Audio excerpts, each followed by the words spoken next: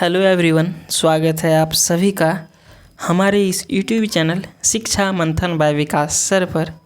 दोस्तों, मैं इस वीडियो में एक नई स्टोरी को, एक फिल्मी स्टोरी को कह सकते हैं, बहुत ही इंटरेस्टिंग स्टोरी है, इस स्टोरी को लाया हूँ। इस स्टोरी के माध्यम से मैं आप सभी को इंग्लिश के वर्ड्स, इंग्लिश के ग्रामर रूल्स को, इंग्लिश वर्ड्स के करेक्ट जो है सो उच्चारण को, उसका प्रोनाउंसिएशंस को बताऊंगा, समझाऊंगा। तो आप सभी को यदि इंग्लिश अच्छे से सीखना है तो इस वीडियो को अंत तक ज़रूर देखेंगे, है ना। मैं आपसे प्रॉमिस करता हूँ, आपको उम्मीद दिलाता हूँ कि यदि आप वीडियो को अच्छे से देखेंगे, बिना स्किप किए हुए देखेंगे, तो आपको बहुत अच्छे तरीके से इंग्लिश समझ आएगा और आप इंग्लिश सेंटेंस का हिंदी भी कर पाएंगे, है ना। तो शुरू करते हैं। और हाँ, एक चीज़ मैं आपको सबसे पहले ही बता देता हूँ कि देखिए, इसमें जो लिखा हुआ है, वर्ड्स जो लिखे हुए हैं वो ब्लैक कलर से लिखे हुए हैं और कहीं कहीं जो है सो रेड कलर से लिखे हुए हैं। तो दोनों में डिफरेंस क्या है तो मैं आपको बता देना चाहता हूँ कि जो रेड कलर से लेटर लिखे हुए हैं, एक्सेप्ट किसका, हेडिंग को छोड़कर, जो रेड कलर से वर्ड लिखे हुए हैं, जितने सारे वर्ड्स, वो क्या हैं, वो वर्ब्स हैं। वो क्या हैं, वर्ब्स हैं। चाहे वो हेल्पिंग वर्ब्स हो या फिर मेन वर्ब हो, वो क्या है, वर्ब ही है। इसीलिए वो रेड कलर से मैं लिख दिया हूँ ताकि आप समझ पाएंगे ये जो सेंटेंस में वर्ब कौन है ना। तो चलिए स्टार्ट करता हूँ, ज़्यादा देरी नहीं करता हूँ। सबसे पहले हेडिंग को, उसके बाद स्टोरी को रीड करेंगे। देखिए हेडिंग क्या है। ये स्टोरी बहुत ही मज़ेदार है, फिल्मी स्टाइल में है, आप देखेंगे तो मज़ा आ जाएगा, है ना। लिखा हुआ है क्या चीज़, the arrogant rich girl, sorry इसको दा नहीं पढ़ेंगे, इसको पढ़ेंगे दी। चूँकि मैं इसको जो है सो जानकर पढ़ा था दा, क्योंकि देखिए मैं दा पढ़ा था इसलिए ताकि आप सभी को जो है सो दिमाग में अच्छे से तरीके से आ जाए। देखो, जब भी ये THE लिखा रहे वर्ड, उसके आगे जो वर्ड लिखा हो वो उसका जो है सो क्या चीज़, वो उसका पहला लेटर जो है वो स्वर साउंड देता हो, वो वोवेल साउंड देता हो, तो इसको पढ़ेंगे दी। क्या पढ़ेंगे, दी। तो यहाँ देखिए ये क्या आया हुआ है, ए आया हुआ है। ये कौन सा साउंड दे रहा है, वोवेल साउंड दे रहा है, इसको इसीलिए इसको पढ़ेंगे दी। एरोगेंट रिच गर्ल, देखो एरोगेंट मतलब होता है घमंडी, रिच मतलब अमीर, गर्ल मतलब लड़की। तो आप अच्छे से हिंदी कर पाएंगे, घमंडी या अमीर लड़की। ये जो हेडिंग है इसका क्या हिंदी होगा, घमंडी या अमीर लड़की। तो चलिए स्टोरी को रीड करते हैं। देखिए लिखा हुआ है वंस अपॉन अ टाइम। देखो वंस अपॉन अ टाइम एक फ्रेज़ है, इसका मतलब क्या हुआ, इसका मतलब होता है काफ़ी समय पहले। यहाँ जो इसका मीनिंग होगा वो क्या हो जाएगा, काफ़ी समय पहले की बात है या फिर एक बार की बात है। There was an arrogant rich girl, देखो गर्ल नेम्ड सीमा, इसको क्या पढ़ेंगे, गर्ल पढ़ेंगे, है ना। नेम्ड सीमा, सीमा नाम की। देखिए क्या लिखा हुआ है, देयर मतलब होता है वहाँ। क्या होता है, देयर का मीनिंग होता है वहाँ, है ना। लेकिन देयर का हम लोग यहाँ अर्थ जो है सो वहाँ नहीं निकालेंगे। क्योंकि देयर जो वर्ड आया है भाई, वो सब्जेक्ट के जगह आया है ना। सब्जेक्ट नहीं है तो इसको हम लोग फॉल्स सब्जेक्ट की जगह यूज़ करके हम लोग बनाते हैं। जब भी सेंटेंस में सब्जेक्ट नहीं दिया जाता है तो हम लोग फॉल्स सब्जेक्ट की जगह देयर लिख के बनाते हैं, इसलिए इसका मीनिंग जो है हम लोग नहीं निकालेंगे, है ना। तो आप सभी को समझ आ गया होगा। देखिए दो चीज़ मैं बता दिया हूँ आप सभी को, छोटी छोटी चीज़ आप यदि सीखेंगे तो आप जीवन में अच्छे चीज़ कर पाएंगे, अच्छे से इंग्लिश को सीख पाएंगे। यदि कहेंगे ये सब चीज़ छोटा है, इसको इग्नोर करो, तो अच्छे आप इंग्लिश जो है सो नहीं सीख पाएंगे, है ना। तो मैं बहुत अच्छे तरीके से आप सभी को बहुत डीपली बताऊंगा, तो वीडियो अंत तक ज़रूर देखेंगे, है ना। और मुझे उम्मीद भी है कि आप लास्ट तक देखेंगे और कमेंट में ज़रूर बताएंगे कि आपको वीडियो कैसा लगा। देखिए लिखा हुआ है देयर वाज, देयर का तो अर्थ नहीं निकलेगा। वाज का मीनिंग हम लोग जानते हैं, क्या होता है, था या फिर थी या फिर थे। तो थी, क्या थी, एन एरोगेंट, एक जो है सो घमंडी, रिच गर्ल यानी कि अमीर लड़की, एक घमंडी अमीर लड़की थी। देखो यहाँ जो है सो एन का प्रयोग किया गया है, ये का प्रयोग नहीं किया गया है, जो एक आर्टिकल होता है। क्या होता है, ए एन या फिर दा को यदि सेंटेंस में यूज करते हैं तो वो क्या होता है, आर्टिकल होता है।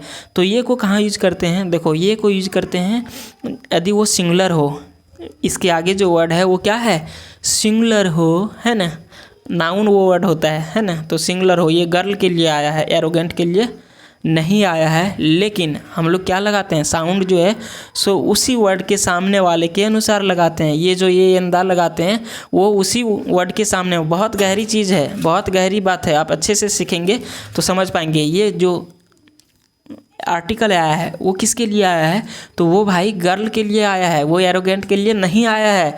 ये सिर्फ नाउन में आता है और नाउन में सिंगुलर और प्लुरल को दिखाने के लिए। यदि सिंगुलर है तो हम लोग ये लगाते हैं और प्लुरल है तो अपने आप यहाँ गर्ल का गर्ल्स हो जाता है ना। तो ये जो आर्टिकल आया है वो किसके लिए आया है, गर्ल के लिए आया है। लेकिन हम गर्ल के लिए, यदि ये देखो गर्ल जो है सो क्या स्वर साउंड, इसका फर्स्ट जो लेटर है वो स्वर साउंड दे रहा है, वॉयल्स का साउंड दे रहा है, कहेंगे आप नहीं सर बिल्कुल नहीं दे रहा है। तो एन क्यों लगाया, तो भाई आप समझ जाएंगे कि इसके जो पहले होता है, इसके जो बाद वाले वर्ड होते हैं उसके अनुसार जो है सो साउंड का हम लोग उसके अनुसार लगाते हैं, ना ही कि वो जिसके लिए आया है उसके अनुसार। देखो गर्ल के लिए आया है लेकिन गर्ल के अनुसार हम लोग नहीं लगाएंगे, है ना। तो चलिए देख यहाँ एन आया है, उस किसके लिए आया है, गर्ल के लिए आया है, लेकिन किसके अनुसार आया है, तो एरोगेंट के अनुसार आया है ना। बहुत अच्छी बात मैं बता दिया आपको, ये यदि ध्यान रखेंगे तो बहुत अच्छी बात है, और नहीं रखेंगे तो फिर से बताऊंगा, है ना। तो क्या हो जाएगा, इसका हिंदी हो जाएगा। हिंदी के साथ साथ मैं हर एक चीज़ को बताऊंगा जो आपके लिए महत्वपूर्ण होगी, है ना। तो थी एक बहुत ही अमीर लड़की, किस नाम की, सीमा नाम की। She lived in a big city, देखो सी लिव्ड, देखो सी लिव्ड, सी यानी कि वह लिव्ड रहती थी, ये वर्ब की सेकंड फॉर्म है। कौन सा फॉर्म है भाई, सेकंड फॉर्म है। वर्ब की फिफ्थ फॉर्म होती है, first form, second form, third form, fourth form और फिफ्थ फॉर्म, है ना। एक वर्ब की कितने, मेन वर्ब की कितने फॉर्म होती है, फिफ्थ फॉर्म होती है। देखो वर्ब बेसिकली 2 टाइप्स का होता है, एक हेल्पिंग वर्ब, एक मेन वर्ब। फिर उसी प्रकार से ब्रांचेज होते हैं, अलग अलग टाइप्स के होते हैं, लेकिन मेनली कितने प्रकार के होते हैं, 2 प्रकार के होते हैं, एक हेल्पिंग वर्ब, एक मेन वर्ब, है ना। तो ये मेन वर्ब का सेकंड फॉर्म है। तो सी लिव्ड, वह रहती थी, कहाँ रहती थी, इन यानी कि मैं, अ बिग टाउन, देखो यहाँ अ आया है, आर्टिकल आया है ना, तो अ आया है किसके लिए, यहाँ आया है, देखो इसका साउंड से, बी का साउंड से आया है। बी का साउंड यदि साउंड वॉवेल्स हो तो उसके लिए हम लोग क्या लगाएंगे, एन को लगाएंगे, और यदि साउंड जो है वो क्या है, कॉन्सोनेंट वाले हो तो उसके लिए क्या लगाएंगे, हम लोग ए लगाएंगे। तो she lived in a big city, big यानी कि बड़ा, टाउन मतलब शहर, तो एक बड़े शहर में रहती थी। सी ऑलवेज बिलीव्ड, देखो सी यानी कि वह, ऑलवेज हमेशा, बिलीव्ड विश्वास करती थी, इन मनी किस पर, पैसे पर, वह हमेशा पैसे पर विश्वास करती थी, पैसे पर उसका भरोसा जो होती थी, वो हमेशा पैसे पर उसकी भरोसा होती थी। She was the only daughter, देखो she was the only, she was मतलब वह थी, द ओनली डॉटर केवल एक ही बेटी, ऑफ अ मतलब एक बिलियनियर बिजनेसमैन, एक अरबपति व्यवसायिका। देखो इसका हिंदी क्या हो जाएगा, वह जो थी वो एक अरबपति व्यवसाय का केवल एक ही बेटी थी, है ना।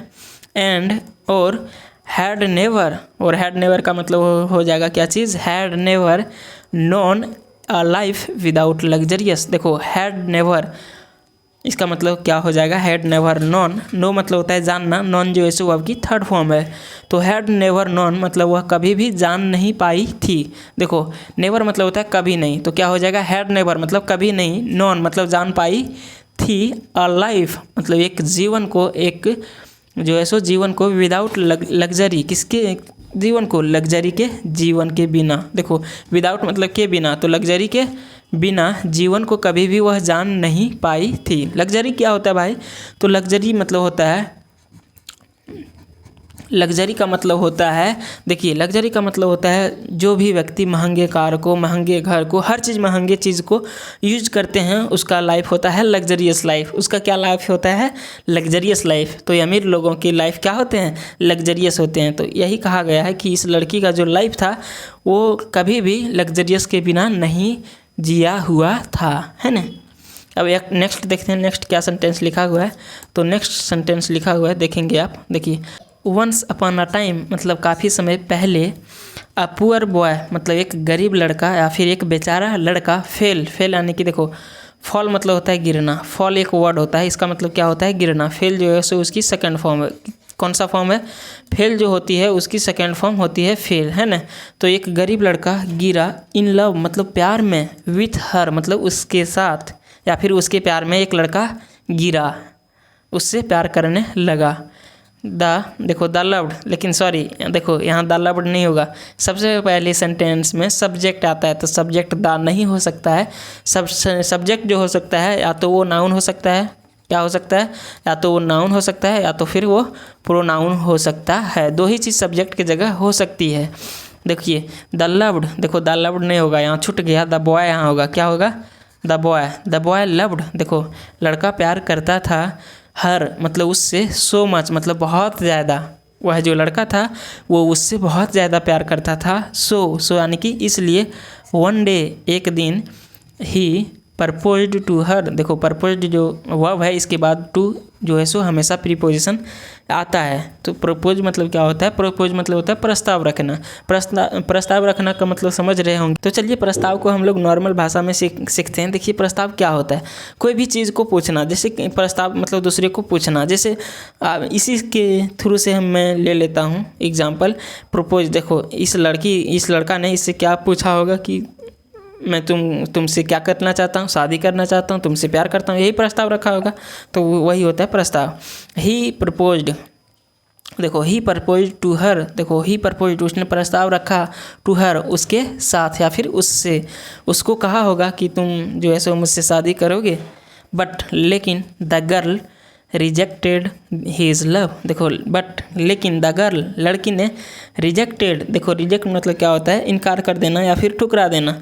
तो ठुकरा दिया क्या चीज़? हिज लव उसके प्यार को, उसके प्यार को, लड़के के प्यार को लड़की ने ठुकरा दिया। सेइंग मतलब कहते हुए। देखो से मतलब होता है कहना, लेकिन सेइंग जब उसमें आईएनजी जुड़ जाता है तो उसका मतलब हो जाता है उस वर्ड के मीनिंग और उसके साथ काम करने लगता है। देखिए सेइंग मतलब कहते हुए, क्या कहते हुए? लिसन मतलब सुनो, लिसन यानी कि क्या चीज़? सुनो। योर मंथली सैलरी, देखो आपके जो मंथली सैलरी हैं, आपके जो महीने की इनकम है, इज़ लेस मतलब कम ही है, then my daily expenses. Then किससे कम है? माई डेली एक्सपेंसेस, मेरे जो हैं डेली यानी कि प्रतिदिन, एक्सपेंसेस, एक्सपेंस मतलब होता है, एक्सपेंस मतलब क्या होता है? खर्चे। तो डेली एक्सपेंसेस, मेरे डेली के जो खर्चे होते हैं, डेली के खर्चे से आपके जो मंथली इनकम है वो कम है ना। मेरे जो खर्चे होते हैं डेली की, प्रतिदिन के जो मैं खर्चा करती हूँ, उससे आपकी मंथली इनकम कम है ना।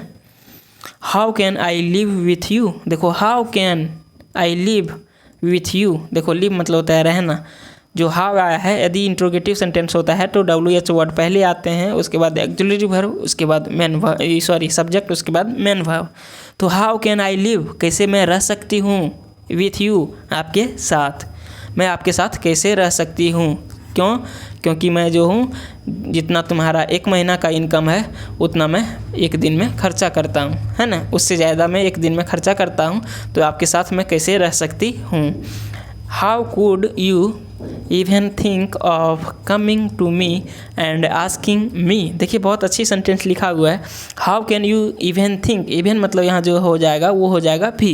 इवन का मतलब होता है यहाँ तक कि, इसका हिंदी क्या हो जाएगा? यहाँ तक कि, होता क्या है? यहाँ तक कि, लेकिन यहाँ इसका हिंदी होगा भी। देखो how can you even think, देखो आप सोच भी कैसे सकें, थिंक मतलब क्या होता है? सोचना। तो आप सोच भी कैसे सकें, ऑफ कमिंग टू मी मेरे पास आने का, एंड और आस्किंग मी और मेरे से पूछने का। देखो मेरे साथ आने का, मेरे पास आने का आप सोचे भी कैसे, और मेरे से इस क्वेश्चन को पूछने का।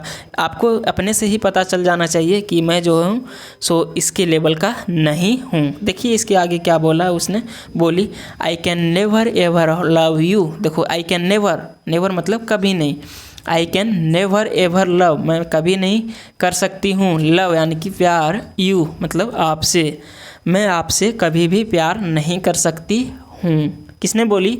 उस लड़की ने बोली कि आपके जो इनकम है, आपके जो सैलरी हैं वो क्या हैं?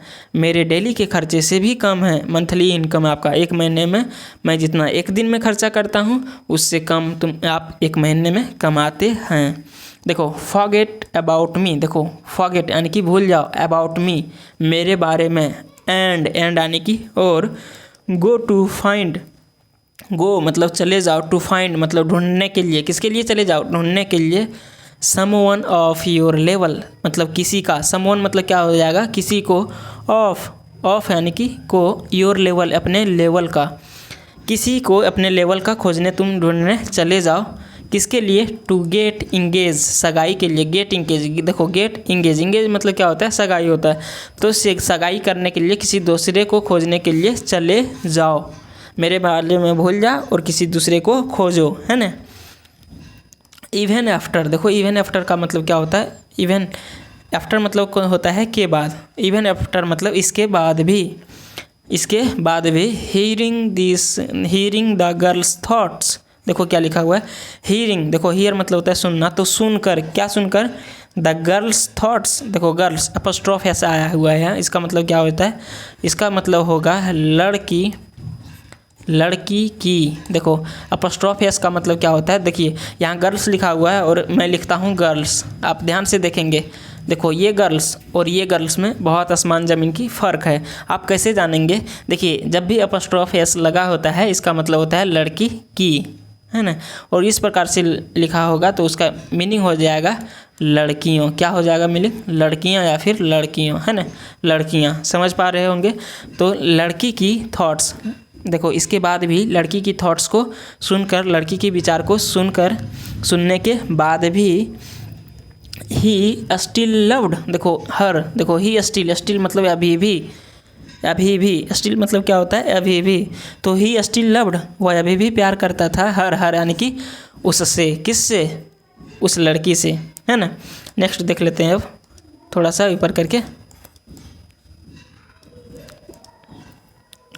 आफ्टर रिजेक्टेड, देखो ठुकराने के बाद, आफ्टर मतलब क्या होता है, के बाद, तो ठुकराने के बाद, the boy left the couldn't forgot हर, देखो क्या लिखा हुआ है, द बॉय लेफ्ट, लड़का ने छोड़ दिया, क्या कर दिया, उसको ठुकराने के बाद, जब वह उसके प्यार को ठुकरा दी, इसके बाद द बॉय लेफ्ट, लड़का छोड़ दिया, लिव मतलब होता है छोड़ना, लेफ्ट जो है सो वर्ब की सेकेंड फॉर्म है, लड़का ने छोड़ दिया, बट लेकिन, कुडंट फॉरगॉट हर, देखो कुडंट मतलब नहीं हो सकता था, क्या चीज़, फॉरगेट मतलब भूल नहीं सकता था, फॉरगेट मतलब होता है भूलना, तो भूल नहीं सकता था, हर यानी कि उसको, जो है उस लड़की को भूल नहीं सकता था, क्योंकि उस लड़की से बहुत ज़्यादा प्यार करता था ये, इसीलिए उसको प्रपोज भी किया, लेकिन उसने क्या कर दिया, उसने इनकार कर दिया। 10 years later, देखो 10 साल बाद, ये जो कहानी है अब चेंज होने वाली है, 10 years later यानी कि 10 साल बाद, they stumbled upon each other in a shopping mall, देखिए क्या लिखा हुआ है, स्टम्बल मतलब होता है टकराना, है ना, लेकिन इस सेंटेंस में स्टम्बल का मीनिंग हम लोग टकराना नहीं निकालेंगे, इसका मीनिंग हो जाएगा मिलना, संयोग से मिलना, तो आफ्टर 10 years later यानी कि 10 साल बाद, है ना, दे स्टम्बल्ड वे मिले, अपॉन ईच अदर मतलब एक दूसरे से, इन आ शॉपिंग मॉल, देखो इसको क्या पढ़ेंगे, शॉपिंग, देखो ये जो एच है ये कौन सा स है, तालव्य स है, तो इसको पढ़ेंगे शॉपिंग, क्या पढ़ेंगे, शॉपिंग मॉल, एक शॉपिंग मॉल में मिले, स्टम्बल मतलब क्या होगा, मिलना, तो एक दूसरे के बीच कब मिले, 10 साल बाद मिले एक शॉपिंग मॉल में, है ना। द गर्ल रिकॉग्नाइज्ड हिम, देखो द गर्ल लड़की ने रिकॉग्नाइज्ड पहचान ली, हिम यानी कि उसे, एंड सेड और कही, हे यू, तुम, देखो यू को मतलब तुम, हे, देखो अचानक से हम कभी किसी से मिलते तो क्या करते हैं, हाय करते हैं ना, तो उसी प्रकार से लिखा हुआ है, हे यू मतलब अचानक से कहा, हे यू यानी कि तुम, हाउ आर यू, तुम कैसे हो, क्या पूछा उसने, उस लड़की ने पूछी कि तुम कैसे हो, आई एम मैरिड नाउ, अब मैं विवाहित हूँ, देखिए उसने क्या, लड़की ने बोली कि अब मैं विवाहित हूँ, कैसे हो तुम। My husband is very smart, देखो माई हस्बैंड यानी कि मेरे जो पति हैं, इज़ हैं, वेरी स्मार्ट यानी कि बहुत ही अच्छा, मेरे पति जो हैं वो बहुत अच्छा हैं। एंड और डू यू नो, क्या आप जानते हैं, देखो डू यू नो क्या आप जानते हैं। इस प्रकार का सेंटेंस जब भी एक्जुलरी वर्ब से शुरू होता है या फिर हेल्पिंग वर्ब से शुरू होता है तो वो इंट्रोगेटिव सेंटेंस होता है। तो डू जो है सो एक हेल्पिंग वर्ब है ना। तो डू यू नो क्या आप जानते हैं, how much my husband's salary is. देखो हाउ मच यानी कि कितना, माई हस्बैंड्स सैलरी, देखो यहाँ फिर अपॉस्ट्रोफ एस आया है, इसका मतलब क्या हो जाएगा, मेरे पति की सैलरी यानी कि मेरे पति की जो वेतन है वो कितनी है, क्या आप जानते हैं।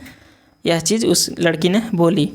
It's 6,000 rupees per month. देखो सॉरी 6,000 यहाँ नहीं होगा, यहाँ 60 हो सकता है, 6 तो बहुत ही कम रकम होती है। तो इट्स 60,000 रुपीज़ पर मंथ। देखो इट्स यानी कि है वह कितना है, 60,000 मतलब 60 लाख रुपये पर मंथ मतलब प्रति माह के। जो मेरे पति की इनकम है वो कितनी है, 60 लाख है, सॉरी 60,000 है ना। उस लड़की ने बोली कैन यू बीट हिम। देखो कैन से शुरू हुआ है, ये भी हेल्पिंग वर्ब है ना।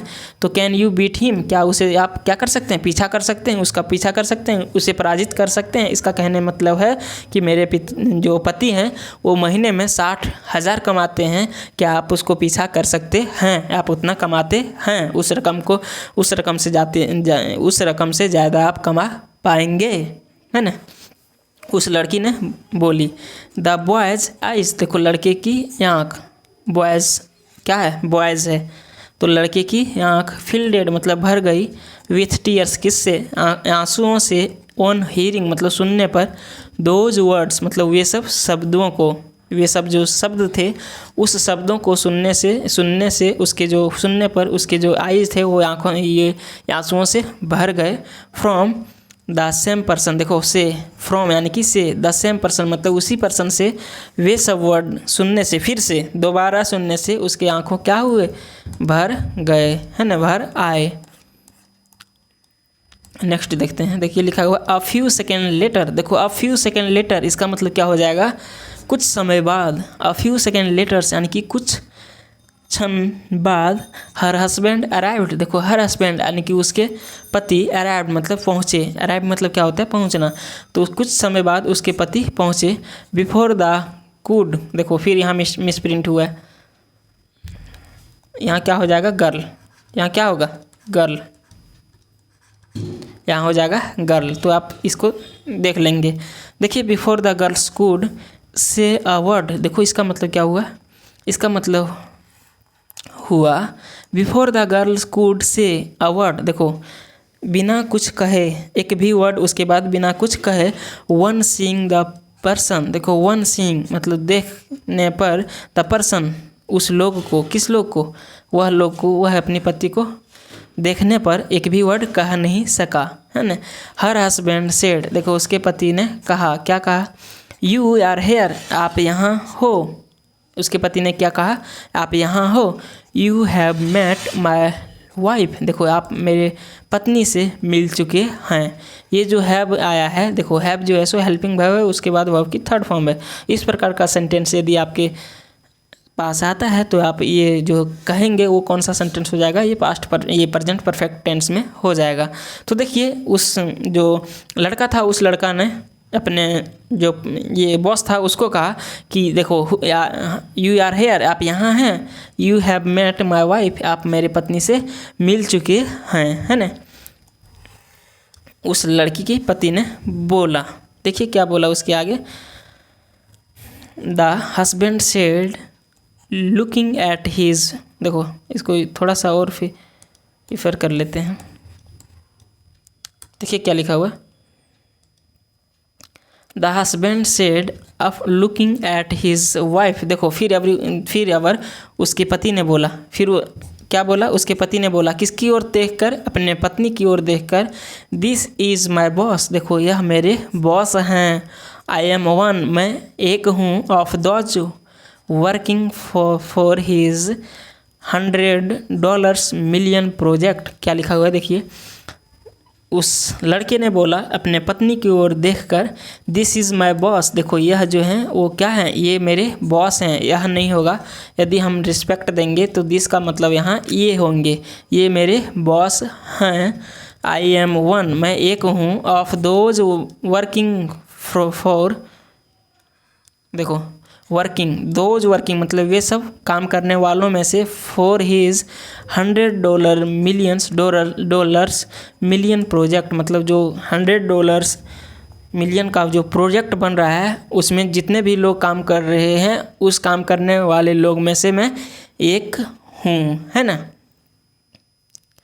द हस्बैंड कंटिन्यूड, देखो हस्बैंड ने और भी कुछ कहा, क्या कहा देखिए, he is a very good person, देखो ही यानी कि वह, इज़ है, क्या है, अ वेरी गुड पर्सन मतलब एक बहुत ही अच्छा इंसान है, बहुत ही अच्छा व्यक्ति है। डू यू नो, क्या आप जानते हैं, माय डियर मेरे प्रिय, माय बॉस मेरे प्रिय, क्या आप जानते हैं, my boss loved a girl, देखो माय बॉस मेरे बॉस लव्ड मतलब प्यार करते थे, अ गर्ल मतलब एक लड़की से, क्या आप जानते हैं फिर ये, मेरे जो बॉस हैं वो एक लड़की से प्यार करते थे, बट लेकिन ही कुडंट, देखो could not win her heart, देखो बट लेकिन ही कुड नॉट मतलब वो, लेकिन वह कुड नॉट मतलब देखो सकता है, सकती है यहाँ होगा, ही कुड नॉट विन मतलब वह नहीं जीत सके, या फिर सका सके सकी, या फिर सकता था सकते थे सकती थी, तो वह नहीं जीत सके हर हार्ट मतलब उसके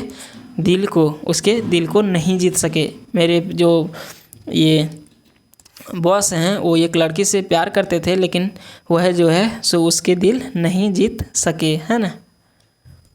नेक्स्ट देखते हैं, देखिए लिखा हुआ है डेट्स वाई, इसलिए, डेट्स वाई एक फ्रेज है, इसका मतलब क्या होता है, इसलिए, ही रिमेंड अनमैरिड, इसलिए वह रहे, क्या कह रहा है, इसलिए वे रहे, कैसे रहे, अनमैरिड मतलब बिना विवाह के, या विवाहित रहे, देखो मैरिड मतलब होता है विवाह, विवाहित, और अनमैरिड मतलब क्या हो जाएगा, यह विवाहित या फिर बिना विवाह के, इसलिए वे बिना विवाह के रहे। How lucky would that girl have been, देखो हाउ लकी कितनी भाग्य, वुड कितनी अच्छी भाग्य होती, डेट गर्ल मतलब उस लड़की की, हैव बीन मतलब देखो इस पूरे सेंटेंस का हिंदी मीनिंग क्या हो जाएगा, कितनी अच्छी भाग्य उस लड़की की होती, इफ़ यदि, सी मैरिड यदि वह विवाह करती, माय बॉस मेरे बॉस से, नाउ यानी कि अब, कितनी अच्छी उसकी भाग्य होती, उसकी जो है सो भाग्य होती यदि वह अभी मेरे बॉस से शादी करती, है ना।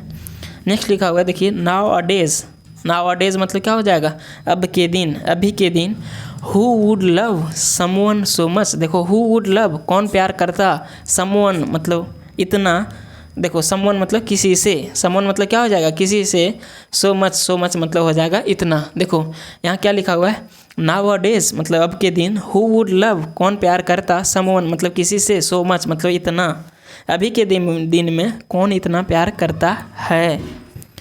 The girl was totally shocked, देखिए क्या लिखा हुआ है, द गर्ल मतलब लड़की, वॉज थी, टोटली शॉक्ड मतलब पूरी तरह से शॉक्ड थी, पूरी तरह से जो है सो विचित्र तरीके से ही, शॉक्ड मतलब क्या होता है, हैरान, जो लड़की थी वो पूरी तरह से हैरान थी, बट लेकिन कुडंट से, देखो कुडंट से मतलब कुछ नहीं कर सकी, अ वर्ड आफ्टर डेट उसके बाद, आफ्टर डेट मतलब उसके बाद, अ वर्ड एक शब्द भी कह नहीं सकी, है ना।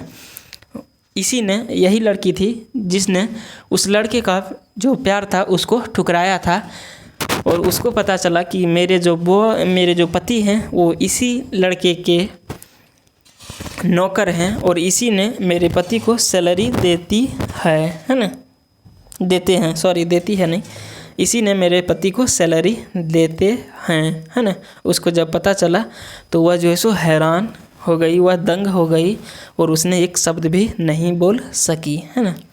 अब नेक्स्ट देख लेते हैं, नेक्स्ट मोरल, इस स्टोरी का जो मोरल है, इस स्टोरी से हम लोगों को क्या सीख मिला। मोरल देखना बहुत ज़रूरी है, इस कहानी को पढ़े तो इसके बाद मोरल देखते हैं। जिस प्रकार से फिल्म यदि आता है तो फिल्म का जो है सो कुछ जो डायलॉग होता है, कुछ जो सीन होते हैं वो पहले ही पब्लिश कर दिया जाता है, जिसको हम लोग क्या कह सकते हैं, आप कमेंट में बताएंगे क्या कहेंगे उसको, सो है ना। मोरल यानी कि क्या होता है, शिक्षा। इस कहानी से हम लोगों को क्या सीख मिला, तो देखिए लिखा हुआ है लाइफ इज़ टू शॉर्ट, देखो जो जीवन होते हैं वो बहुत ही शॉर्ट होते हैं, बहुत ही क्षणिक होते हैं। Don't be too arrogant. देखो डोंट बी मतलब होता है होना या फिर बनना, तो डोंट बी मतलब मत बनो, इसलिए सो यानी कि इसलिए मत बनो, टू एरोगेंट मतलब इतना घमंडी, and proud of your self और खुद पर, और सेल्फ में यानी कि खुद पर, प्राउड यानी कि गर्व ना करो, अपने पर गर्व भी ना करो या फिर घमंडी ना बनो इतना, एंड और don't look down on others current situation, और डोंट लुक डाउन कभी किसी को ना देखो, किसी को जो है सो तिरस्कार रूप से ना देखो। लुक डाउन मतलब होता है नीचे देखना। नीचे देखने का मतलब क्या होता है? नीचे देखने का मतलब ये नहीं होता है कि अभी हम नीचे देख लिए तो ये नीचे देखने का मतलब किसी व्यक्ति को छोटा समझना। देखो तो वही बोल रहा है डोंट लुक डाउन मतलब किसी को छोटा मत समझो, ऑन अदर्स मतलब दूसरों को, अदर्स मतलब क्या हो जाएगा? दूसरों को, करंट सिचुएशन किस पर? करंट सिचुएशन पर, यानी कि उसके जो अभी के सिचुएशन है उसके जो अभी के आर्थिक हैं उसके आर्थिक पर, उसके कंडीशन पर जो है सो उसे नीचे मत आंको, है ना, उसे नीचे जो है सो कम स्तर का मत समझो, है ना। थिंग्स चेंज, देखो थिंग्स यानी कि चीज़ें चेंज होती है, टाइम्स चेंज समय भी चेंज होते हैं। डोंट अंडर एस्टिमेट, देखो अंडर एस्टिमेट एनीवन, देखो अंडर एस्टिमेट मतलब क्या होता है? कम आंकना, है ना, समझना। डोंट अंडर एस्टिमेट मतलब कभी भी जो है सो कम मत आंको, एनीवन मतलब किसी को भी। देखो don't under estimate anyone, under estimate मतलब होता है समझना, क्या हो जाएगा? समझना, या फिर कह सकते हैं क्या चीज़? कम आंकना, कम आंकना, है ना, कम आंकना या फिर समझना कह सकते हैं, है ना।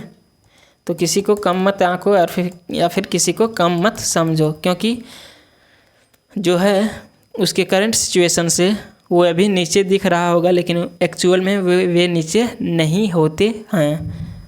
तो दोस्त ये स्टोरी बहुत ही अच्छी लगी होगी और इस स्टोरी में बहुत सारे नए नए वर्ड्स भी मिले होंगे। यदि ये स्टोरी अच्छी लगी तो आप चैनल को सब्सक्राइब कर दीजिए, वीडियो को लाइक कर दीजिए, वीडियो को दोस्तों के साथ शेयर कर दीजिए। मैं इसी प्रकार से फिर नई स्टोरी को लाता रहूँगा और आप सभी को इंग्लिश सिखाता रहूँगा। धन्यवाद।